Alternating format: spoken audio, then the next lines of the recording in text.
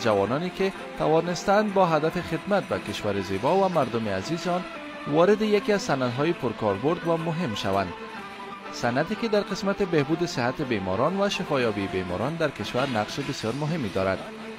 واقعا جای افتخار است که این عزیزان توانستند دست به تولید محصولات بزنند که بسیار نقش حیاتی در وطن ما دارد.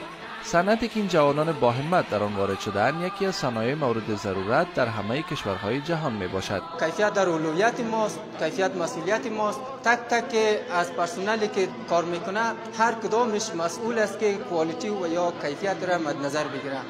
ما در بخش شربت سازی قرار داریم که اینجا بخش یک سیکشن یا شربت سازی ماست که در این بخش قسمی که میبینین همکارای ما در بخش تولید مصروف هستند، کار میکنن.